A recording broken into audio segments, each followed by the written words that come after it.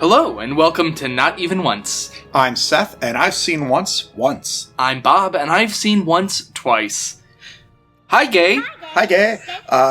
My notes closed, so I was like, oh god, I need to reopen. It is the first day we're recording in Pride Month, so hi, Gay. Hi, Gay. We love Gay. We think it's cool. So Here at Granny's Diner, we love Gay. There's no gays in Storybrooke right now, but we love Gay here. So last time on Once Upon a Time, we saw the Shepherd. Prince Charming, and therefore David Noland, is, in a roundabout way, coerced into being betrothed to King Midas's daughter Abigail, and therefore Catherine Nolan. David had left Catherine and was going to profess his love to Mary, but was finally ensnared in the curse and, quote, remembered his time spent with Catherine, driving him back to her in order to quote, make things work. Heartbroken Mary is hit on by Dr. Whale and says, fuck it, sure. The way you talk about Heartbroken Mary, I was like, oh, is that just like a pet name? Heartbroken Mary, she's over there. That's the sequel to Proud Mary. Jeez. That's what Tina Turner sang once she broke up with Ike. As an additional note, Emma finds Graham sneaking out of Regina's house and is absolutely disgusted to deduce that he's been fucking Regina. I'm going to shame 51% of your sexual exploits. Because she wants to be the other 49. Exactly. This episode is The Heart is a Lonely Hunter. The show title screen has a wolf in the background. A wolf. Is that perhaps the same wolf that we saw in the first episode? Mayhap. So this episode was directed by David M. Barrett. This is the first of his 3 episodes that we've seen.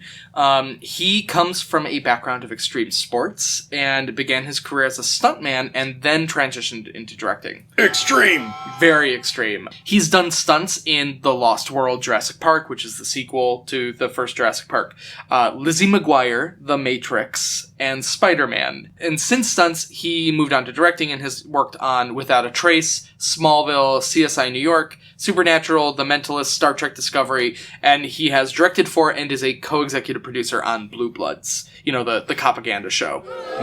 Anyway. Yeah, back to it. He also trained the stuntman Chad Stahelski and David Leitch, who went on to direct John Wick. Oh, wow. Yeah, so that's pretty cool. Someone who knows what he's talking about there. Yeah. This episode was also written by Edward Kitsis and Adam Horowitz, the showrunners. The last thing before we get into the recap, it originally aired on December 11th, 2011. The episode starts with Graham playing darts, and he hits the bullseye twice. The bullseye is a picture of a deer in the woods. Mm-hmm. And he just kind of like lands both of the darts like right next to each other, right in the neck of the deer. Sidney Glass, if you don't remember, he was the Magic Mirror and is now the editor of the Storybrooke Mirror newspaper, bets that he can't do it again. Ruby walks by, and I'm putting a pin in that because we're going to talk about her in just a second. Graham throws the final dart and hits the bullseye again exactly in the nose of the deer. Like some sort of Robin Hood-esque marksman or a hunter or huntsman or something. It's almost like we find out who he is this episode. Yeah. Oh my god. So now we're going to have a new segment, as yet unnamed, but I have to take a minute just to talk about Ruby, because she walks into this scene and just steals it without even having a single line. As always. So, setting the scene. We're in Granny's diner, but it's obviously at night. So the diner is now more of a dive bar / pub. I did have a note about that really quick. It just serves whatever need. At this brunch place, there's just shots. Yeah. And there's someone with the table, which is normally just covered in whatever vinyl, now has a tablecloth over it. There's a flower and someone has a beer. I did not notice that. Oh, yeah. In the back, watch it again. In the background on the left side, there's a couple at a table. There is one restaurant in this town. There is one. They have to do everything with it. By the way, the tablecloth, hideous. Anyway, Ruby is there, and she is walking around bringing shots to people, and she's basically should have one of those boxes shouting, cigars, cigarettes. She's looking at the absolute most. Her diner uniform shirt is unbuttoned low to show some major cleavage. It's tied up high to show some midriff, and the shortest little server apron to reveal the legs that go all the way up. Special shout out to her shorts, which are technically not booty shorts. She's giving us very, like, Megan Fox from Transformers, but camp. Love it. Yeah, she always looks incredible. Like, I know I talked to you about this a little bit off mic. We'll get into more about Ruby and Red Riding Hood as we get through the show. The original fairy tale was about how, quote unquote, women should not lead men astray, and the sensualness of a woman, and how that can, like, draw men in a way that has, I think, been very sanitized in a lot of ways in popular culture. Because men are wolves. Yeah, exactly. It's very on the nose, but yeah, no, it's and what a big nose it has. They lean into it in Once Upon a Time in a way that a lot of media about Red Riding Hood does not. Because usually she's just like this innocent young girl. They really, I think, in a way, bring the sensuality of the original fairy tale into, like, a modern space, which is interesting. So back to Graham, finally, now that we're done looking at the actual main character of this scene. Yeah, I mean, if Ruby's in the scene and Regina's not in the scene, the main character is Ruby. Absolutely. Everyone stares at her, as we actually saw back on Mary's date. Mm-hmm. Anyway, Graham is about to throw another dart when Emma walks by, looking a little bit disheveled, but, like, in an intentional way. Her hair's looking great, but she's wearing a sweater that's exposing her shoulder and therefore bra strap. So we're visually being told that she's supposed to be giving, I'm emotionally in the dumps, but in a very CW kind of way. Mm-hmm. Also, this is really the first time we see her in public without her leather jacket. Oh, you're right. Really, this outfit seems out of character for her. It's just like a really dark sweater and some general pants, and which is really different because every character has really, really stayed in their quote-unquote like, look. Yeah. Yes. So it's really off, and I just kind of wanted to note that because it's interesting. Yeah, hey, costume designers tell us visual stories all the time. Absolutely. And, honestly, again, props to the set dressers, the costume designers. Everyone behind the scenes on this show really does some excellent work. Yes. As she's walking by, she gives Graham a dirty look. And when she's walking to the door to leave, he throws this dart and sticks it into the doorframe right in front of her. Yeah, and she's like, what? This is wild. What the fuck? Also, side note, where the fuck did she come from? Like, the scene plays like she just kind of came in and Ruby asked, can I get you anything? And she's like, no. But, like, she didn't come from the entrance to the restaurant. So it's like she just came out of the bathroom. Yeah, that's kind of what I thought. Like, she might have been there before, and, like, Graham came in and was But, like, if she was in there before, then why is Ruby asking if she can get her anything? Whatever. Anyway, if she was just coming out of the bathroom, how long has Graham been playing? Because, like, she obviously doesn't want to share the same space with him. I mean, we know Graham's been playing. So Emma leaves and Graham follows her. Emma leaves trying very hard not to care about Graham. Yes. Which continues to happen. Graham asks if she's been avoiding him. And she says, no, dude, it has been 1 day since I saw you. You are thinking way too hard about this, which, like, it's kind of both. So, like, two things can be true. Yeah, Graham is a fucking mess, as will continue for the rest of this episode. Yes. Emma just doesn't want to have this conversation, but Graham doesn't care and just continues to follow her. I hope his tab is paid because, like, I guess if they don't have a card on file, they're just, Emma's using words that are super rational with, like, you're two consenting adults. It's none of my business what the two of you do, even though the scene is trying to tell us that her body language says the opposite. Mm-hmm. But Graham is not letting her leave, and he wants to talk it out with her. And Jesus Christ, no means no. Right. Yeah, she says so many times, I'm going home, stop it. And then what does he do? After this, like, Emma just has zinger after zinger. Yeah. If you need an analysis, go talk to Archie. Once Upon a Time says go to therapy. Yes. Use therapists. They're great. They are fantastic. Every single character here needs to go to therapy. I mean, I feel like that's most TV shows. If most TV characters had therapists, there wouldn't be interesting television, I feel. Emma also continues, your bad judgment is your problem, not mine. Ooh, yeah, just get him. Get him. Got him. Graham wants to talk to Emma because he didn't want her to look at him with the disdain that she now has. Why is that? Because of a non-consenting kiss. So he just goes right in. And again, dude. No means no. Very that. This kiss causes Graham to have a flashback. The world spins, and we see a wolf. The same one that drove Emma off the road at the first episode. Could be the big bad wolf. By the way, side note, if you think that Graham is the big bad wolf from this, as I thought at the moment of this flashback, it brought to mind that Fables had the plot point of the big bad wolf being the town's sheriff deputy. Being a cop. Yep. Cop, detective. Interesting. We know that that's not actually the case because we've watched the episode and we're spoiling everything for you. But Graham is the only one that saw that vision / memory of the wolf because Emma's just sitting there saying, I have no idea what you're talking about. Yeah, dude. Drink some water, go home. You're drunk. You're drunk. She again says no means no. And by the way, this is only, episode 6? How often have I said that about this show? No fucking means no. Yeah. She says, listen to me, Graham. You're drunk and full of regret. I get it. But whatever it is you're looking to feel, I can tell you one thing. You aren't getting it with me. She's acting so calm, so reasonable right now. And it's almost scary. If I were in that situation, I don't think I could stay that calm.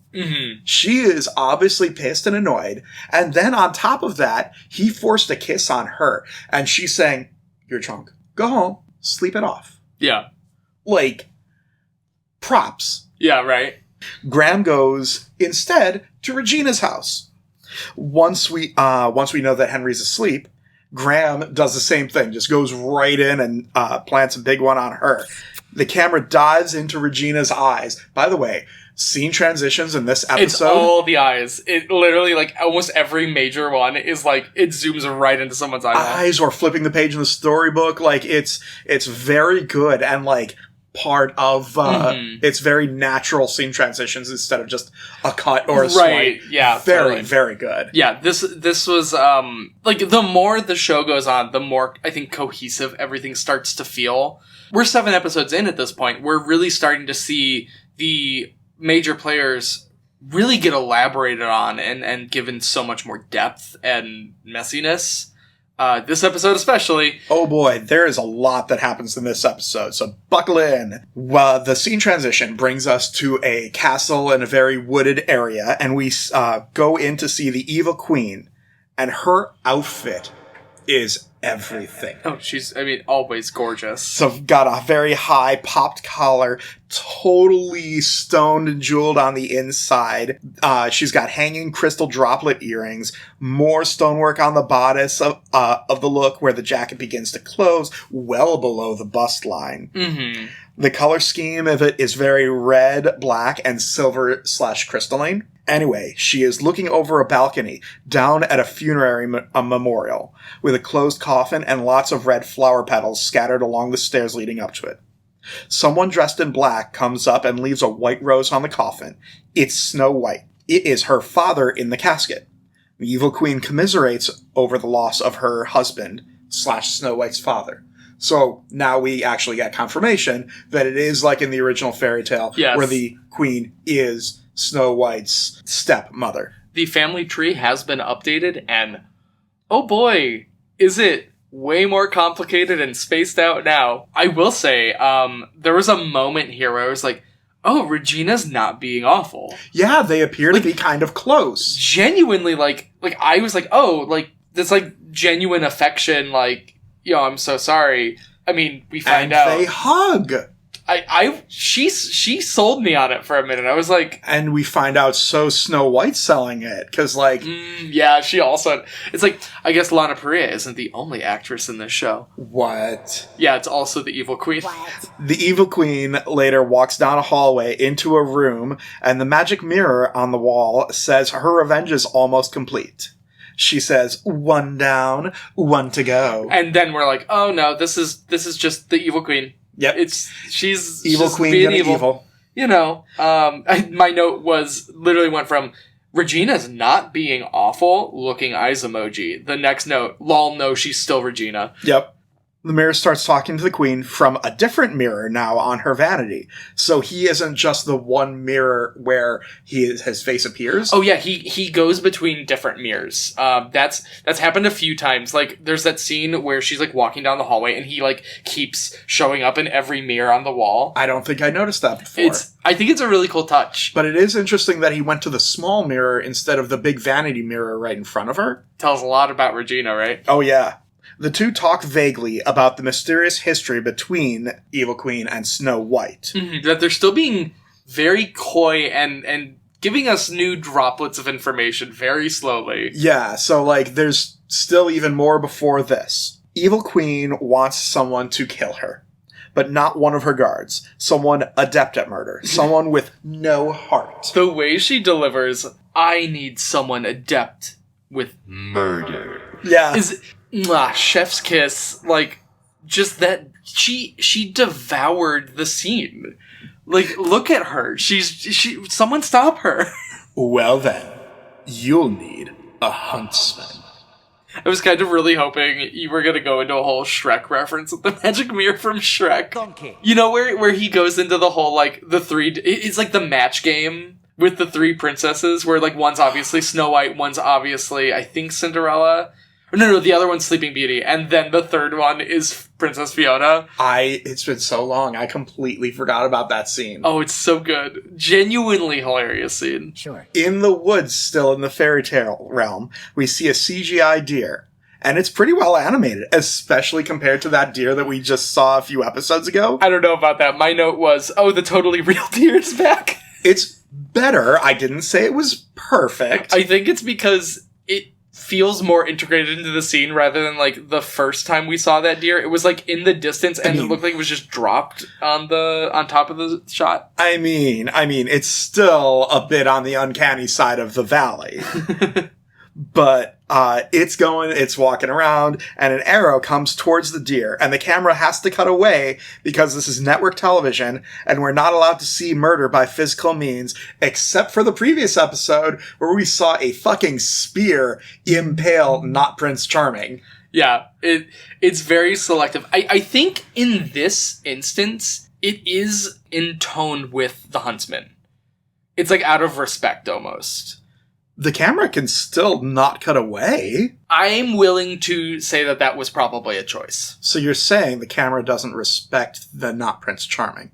No, they just wanted us to know that the other Prince Charming was dead. Oh, he was really dead. He real dead. I think that's also part of it. Like, when it is in there for effect, it is very in there for effect. This was, I think, all things considered, kind of an inconsequential death. So, like, it's not going... And also, in all honesty, may not have had a way to realistically show that CGI deer getting killed. Was the arrow not CGI? I don't know. I mean, I would have to rewatch that scene to know for sure. Anyway, the person that shot that arrow, Albert Einstein. Stop it. Every time it gets me. And I'm so mad about it. No, it's Jamie Dornan as the Huntsman. Capital T, capital H. And now we finally know we get who confirmation. Graham is. Yeah, we get confirmation that Graham is the Huntsman, was the Huntsman. He apologizes to the deer and thanks it for giving its life for him. A wolf appears and acts like it's his companion. So now we see what the relationship is between the wolf, Graham, and in general. Mm-hmm. Graham wakes up in Regina's bed and relates the dream that he just had. Regina was settling back into sleep until Graham mentions that there's a wolf, and her eyes, boom, are open. It's very that, like, oh shit! Like, it's like, uh-oh. What are we gonna do? Oh, damn, shit the bed again. Yeah, no, it's very, like, again, Lana Parrilla acting the hell out of every scene she's in, even if she's basically just there as, like, a scene partner. Yeah. She tries to get him to go back to sleep. It's just a dream, etc., whatever. He says, nah, it felt more like a memory. Graham wants to go take a walk and get his car from Granny's diner. Why is he staying anyway? Last episode showed that he usually sneaks out after they fuck. Yeah. That's a good point. Plot convenience. Regina still tries to convince him to stay. He doesn't. He heads out. He does get out of bed. I was a little disappointed that he was in boxers. They were black boxers. He does not feel like a boxers person. Oh, and boxer briefs? After the scene when him and Regina have the city council meeting, isn't he in briefs there? I feel like he was. I don't remember. He wears too nice of a vest and a shirt to be wearing boxers. It's all very fitted, yeah. Yeah. Graham is at his car, drops his keys, and the same wolf appears.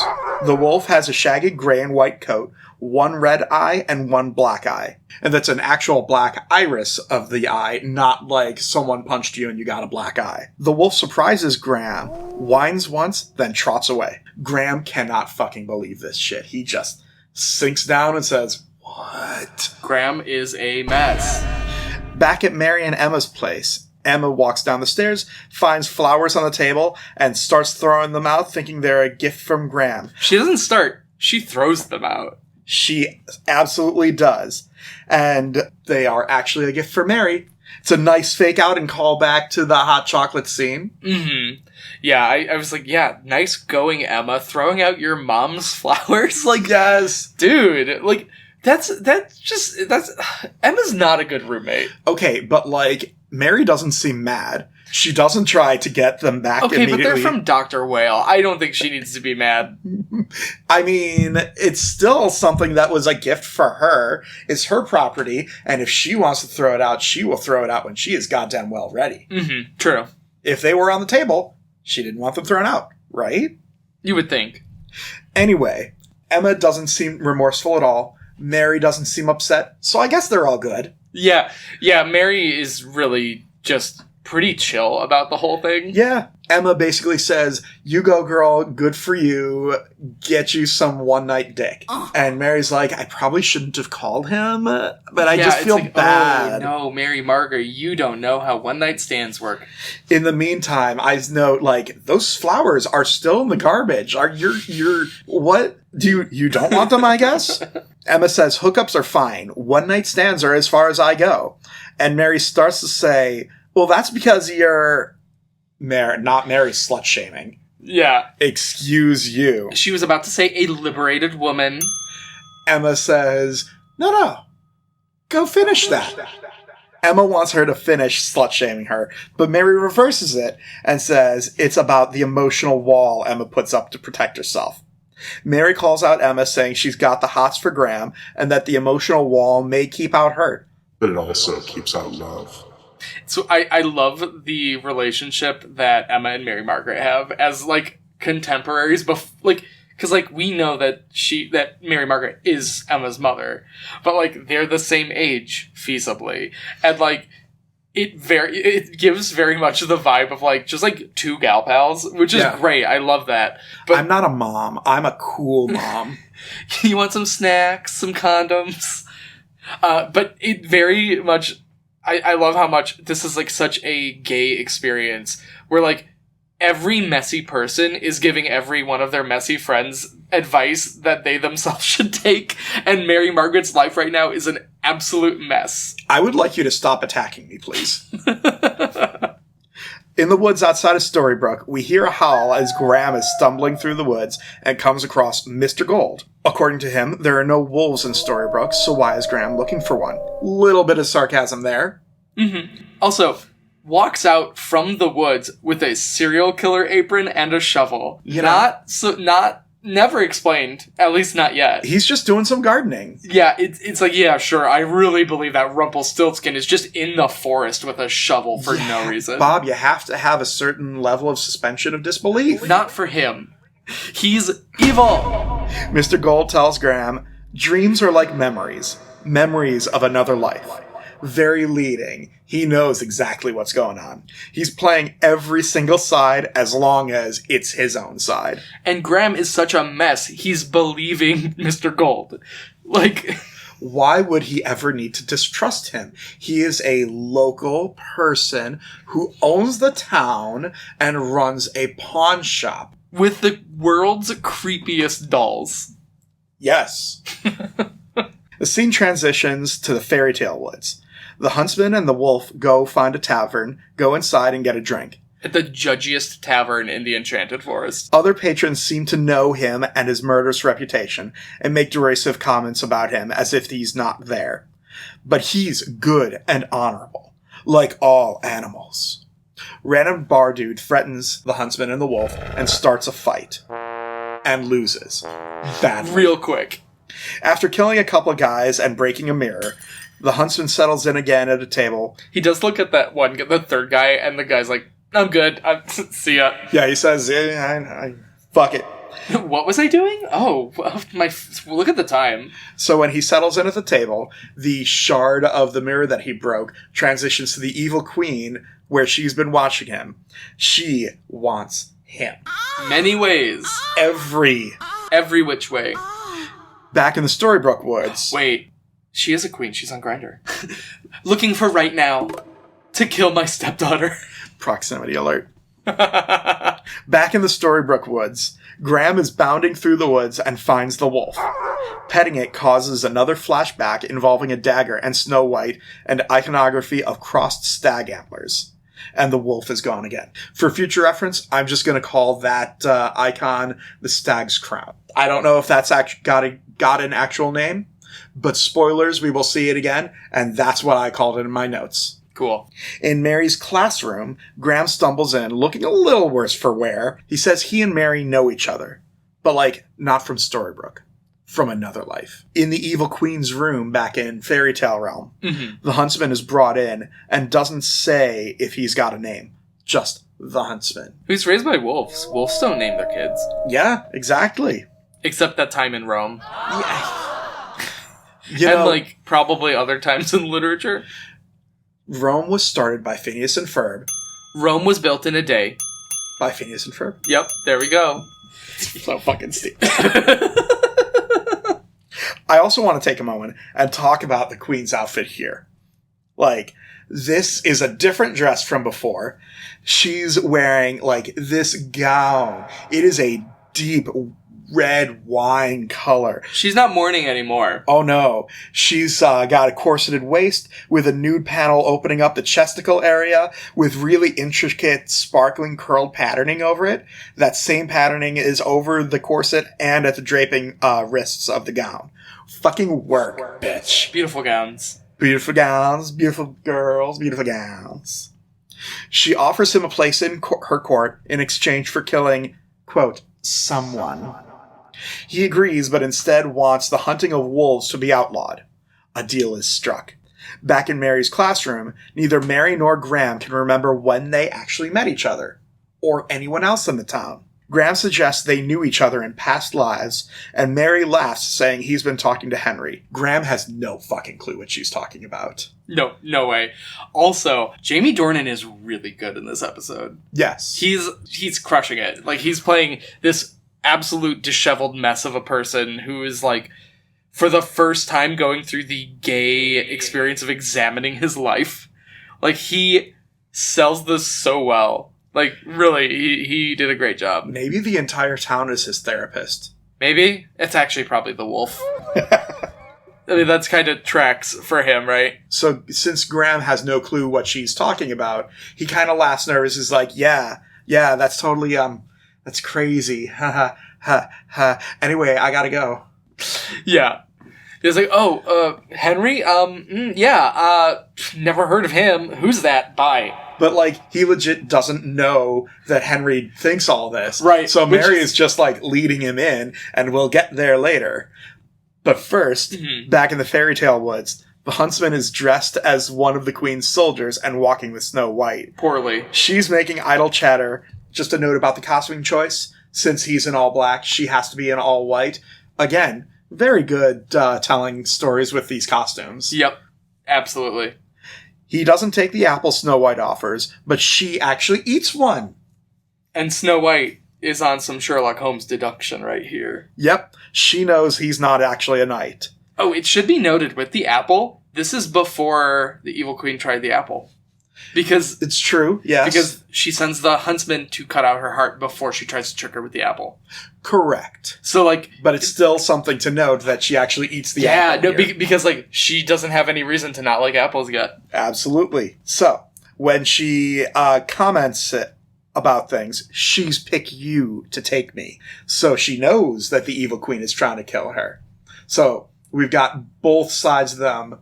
They're playing three-dimensional chess over here. Yeah, absolutely. As they're walking along, Snow White decides to girl boss him with a stick that's right there.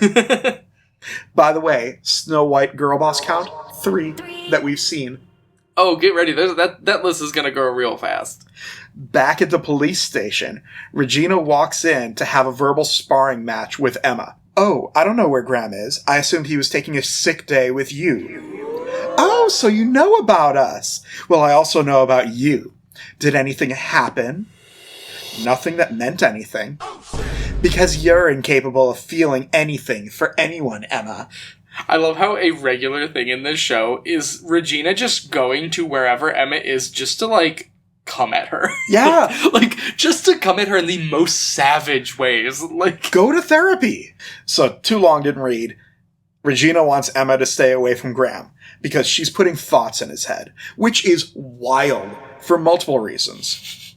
First, Emma didn't actually do anything, at least not intentionally. Right. He kissed her and was in fact trying to get him to go away. Also, Emma is quite literally putting thoughts in Graham's head. I said intentionally. And the second thing, he is Emma's boss.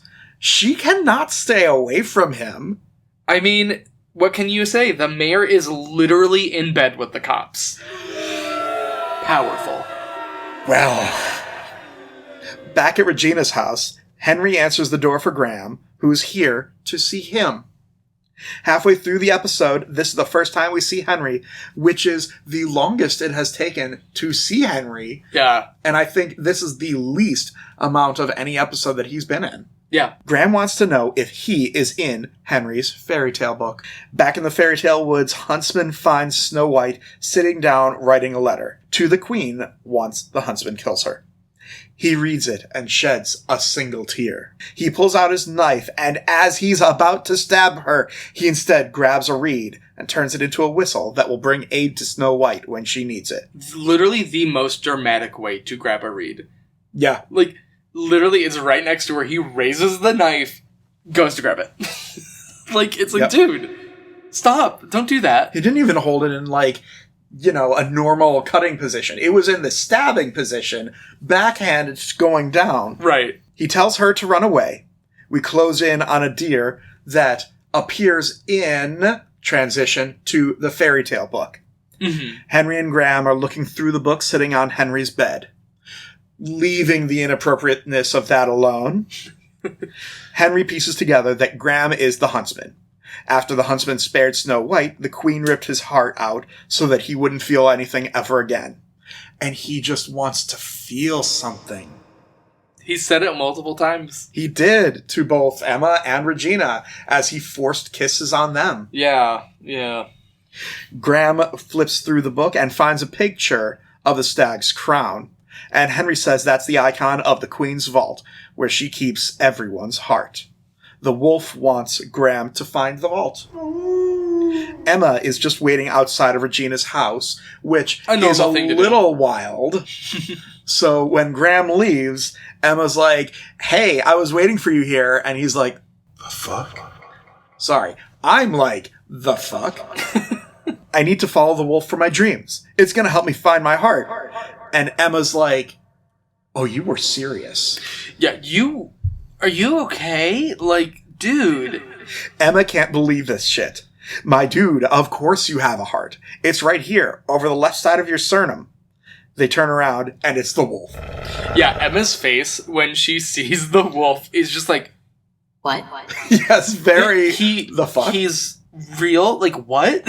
Like, oh shit, this is real. and there was a moment because she put her, she like takes Graham's hand, puts it on his chest with hers, and then like for a moment I was like, oh, does she like not feel a heartbeat? But no. Yeah, no, there's a wolf though. That's, just there. And they've got to follow the wolf. They go running through a cemetery, and the wolf leads them up to a mausoleum that is emblazoned with the stag's crown above the door.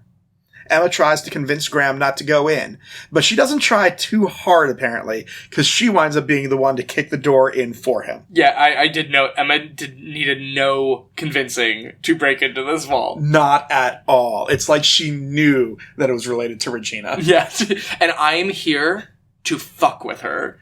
Because Regina literally just comes out of nowhere to fuck with Emma, so like, yep. Fair. Absolutely. It is fair play. Your move. The camera lingers on the stag's crown icon in order to transition to the fairy tale castle, where the huntsman is being led down a hallway that wouldn't look so badly CGI'd if it weren't for the mirror hanging on the wall being the only physical object in the room, and it's not kind of moving with the camera the same way the rest of the Yeah, it is. hall is. Yeah. The queen, wearing the same outfit from the funeral, comes in and wants Snow White's heart. The huntsman won't give it to her until she takes the letter that Snow wrote.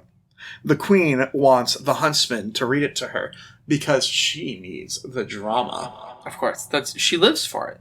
Basically, Queen, I know you. I see you. You want to kill me. It's a revenge for the shit I did. I forgive you. Be kind. Rewind. Be best, Melania Trump. Be kind. Take care of the peasants. They deserve it. They done nothing wrong. XOXO, Charlie. With every line that the huntsman reads, the queen's face grows more and more from tranquility into a scowl. Yeah, just like, she's like, She knew that she was going to die. So she wrote this to fuck with me. But I don't think Snow White did. I'm buying Snow White's like actual, like, she's probably the fairest in the land here. Snow is being generous, or genuine. Yes. Snow is being genuine, and the evil queen treats it like she was being a petty bitch. She grabs this letter out of the hand and walks over to the fireplace. And she knew where that fireplace was because it was behind the Chase Lounge, which was, again, the only physical thing in the room. Of course. Huntsman asks, what did she do to you? Queen says, I shared a secret with her, and she couldn't keep it. And that betrayal cost me dearly. The huntsman gives the queen the deer's heart. Wasn't it a boar in the original story? I don't remember for sure. I thought it was a boar in the original story. Anyway, Queen puts it into a box and goes to put it into the vault, but the door isn't opening. The jig is up, and she knows it's not a human heart. At the mausoleum vault, Graham and Emma go in. Emma closes the door and thinks Graham is losing his fucking mind as he's looking for a hidden door or switch or something. By all means, it does look like he is losing his mind. He's like sweating. He looks completely disheveled. He looks like he hasn't slept in a day. Like, guy looks rough. While they're looking, we get a surprise Regina attack. Of course. Graham doesn't want Emma to be blamed by Regina because everyone knows that Regina will go off Emma for breathing wrong. What was Graham looking for, Regina asks. Graham says nothing because now he's sus of her and knows that she is the evil queen. He is all in on Henry's theory. Yeah, he remembers everything. Well, not quite yet. Not everything yet. But also, this conversation is 100% how it should and would have gone, even if you have no context of the fairy tale. Yeah, fully. Which like, I love that. Yeah, that was pretty solid writing there. Graham says, I don't feel anything, Regina, and I now know that it's not me. It's you. Ooh, yeah, it's the classic breakup of like, no, it's you. You're the one that's bad here. I'm leaving. Even better. She says, so you're leaving me for her, motioning at Emma. And Graham says, I'm leaving you for me. Oh, this is fucking brutal. It's brutal, but like, the kind of shit that has to happen. Yeah, right. It's absolutely correct. Also, break up with her at her dad's grave. Oh, God. That context makes it even worse. I didn't even put that. It's almost as if Regina has some very, very deep-seated trauma that she, if she talked to a therapist, might be able to work through. But no, she's going into her rage mode. Graham really, truly punctuates this and says it's over. So Regina turns to Emma and blames her for Graham dumping her. By the way, Regina's evil. If you weren't aware... This is not what we're going to do. This is not cool. That is not how relationships should work. It happens way too much in our media, and it is just awful, and it needs to stop. It's a trope that is not good, harmful, very bad. Co-signed. Emma calls Regina out on this and says she didn't ask for anyone to come running to her. He kissed me. Why then, Regina, is everyone running away from you, Madam Mayor? And Regina just fucking clocks her. Now we've got a catfight, which is another shitty trope, but it is happening. After Graham pulls Emma off, Emma walks away saying, not worth it, as if she didn't react to it and actually fight back until she was pulled off. Regina tries to talk to Graham, but he just shakes his head and walks away as well. And now it's time for the end of episode montage. I like that better. At the police station, Graham has an ice pack for Emma, and they bond over talking about being in shitty relationships because it's just easier than being alone. Suddenly, the music swells and the sexual tension grows. Oh, it's there. It never left. It's there, but it's there in a major way now. Back at the mausoleum, Regina goes inside and looks around her father's coffin to make sure nothing's been disturbed.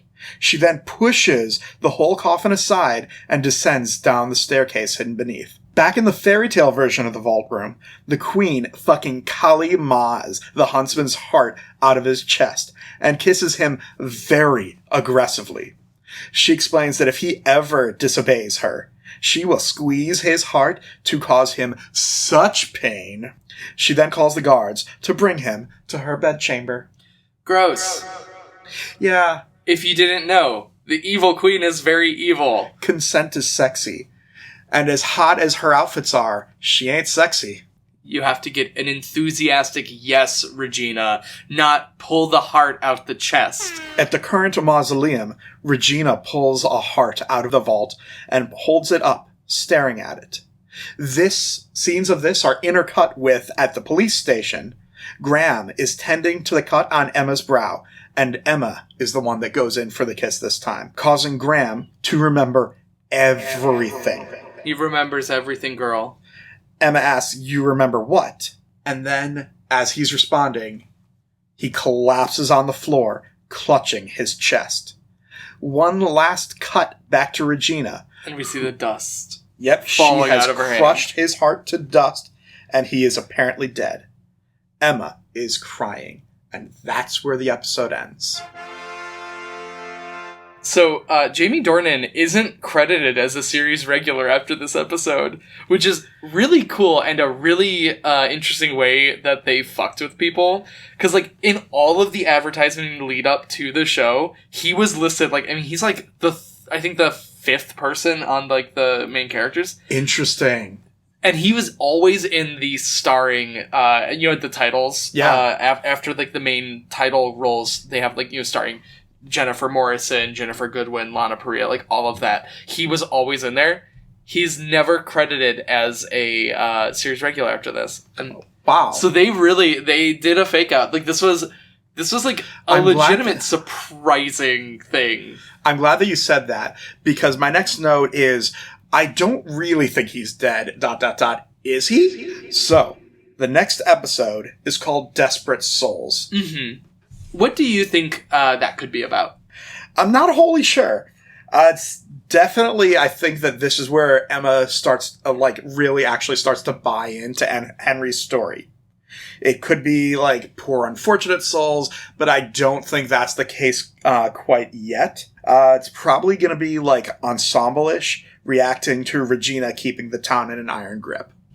So I don't know what really, like, fairy tale-wise will be brought in, but the Storybrooke part, I think, is going to be that. Interesting. We'll see.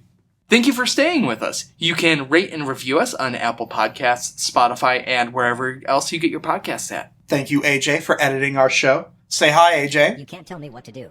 The title song is World of Magic by Scott Buckley. You can find this and more of his music at his website, linked in the description. Follow us on Instagram and Twitter at NotEvenOncePod. Links are in the bio. You can follow me at my personal Twitter, at TheKidAin'tRight. You can follow me on Twitter at Recycled Sarcasm. And you can email us at notevenoncepod@gmail.com. Enjoy your happy ending.